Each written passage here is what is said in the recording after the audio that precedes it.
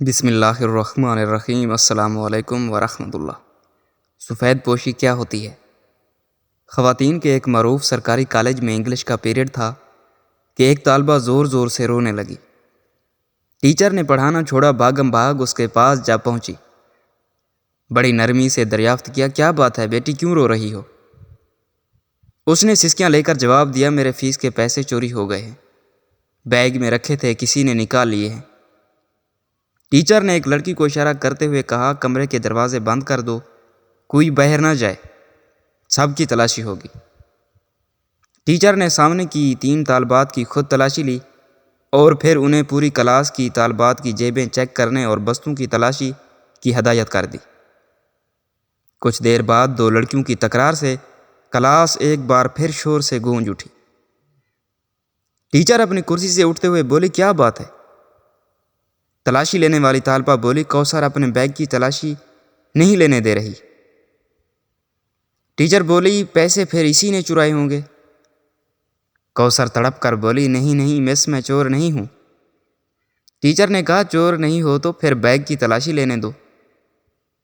کوثر نے کتابوں کے بیگ کو سختی سے اپنے سینے کے ساتھ لگا لیا۔ نہیں، میں تلاشی نہیں دوں گی۔ ٹیچر آگے بڑھی، اس نے کوثر سے بیگ چھیننے کی کوشش کی لیکن وہ کامیاب نہ ہو سکی تو اسے غصہ آ گیا۔ ٹیچر نے کوثر کے منہ پر تھپڑ دے مارا، وہ زور زور سے رونے لگی۔ ٹیچر پھر آگے بڑھی، ابھی اس نے کوثر کو مارنے کے لیے ہاتھ اٹھایا ہی تھا کہ ایک آواز آئی، رک جاؤ۔ ٹیچر نے پیچھے مڑ کر دیکھا تو وہ پرنسپل تھی۔ انہوں نے طالبہ اور ٹیچر کو اپنے دفتر میں آنے کی ہدایت کی اور واپس لوٹ گئی۔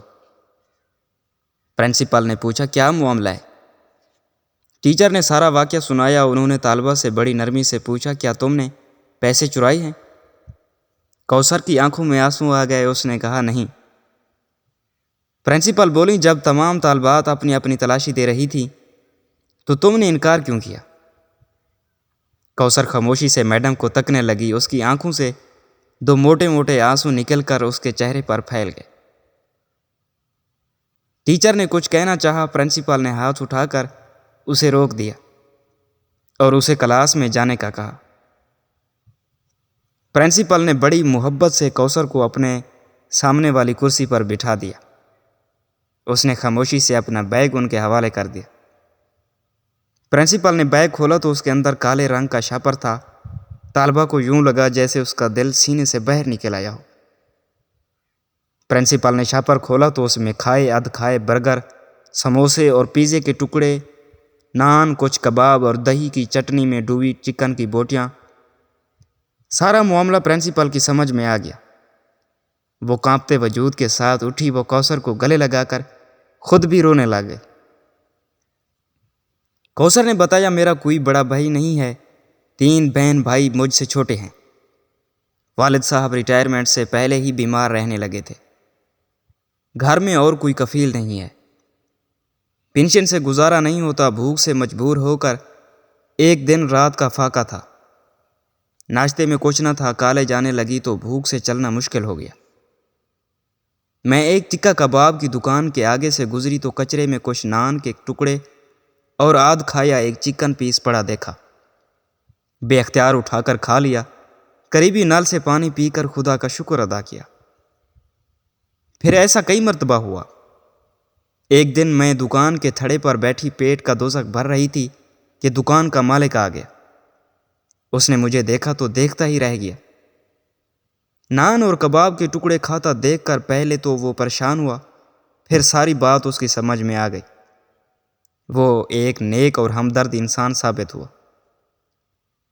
میں نے اسے اپنے حالات سچ سچ بتا دیے، اسے بہت رحم آیا اور وہ کبھی کبھی ہمارے گھر کھانا بھی بھیج دیتا ہے اور گاہکوں کا بچا ہوا کھانا، برگر وغیرہ روزانہ شاپر میں ڈال کر اپنی دکان کے باہر ایک مخصوص جگہ پر رکھ دیتا ہے، جو میں کالج آتے ہوئے اٹھا کر کتابوں کے بیگ میں رکھ لیتی ہوں اور جاتے ہوئے گھر لے جاتی ہوں۔ میرے امی ابو کو علم ہے، میں نے کئی مرتبہ دیکھا ہے لوگوں کا بچہ کھچا کھانا کھاتے وقت ان کی آنکھوں میں آنسو آ جاتے ہیں۔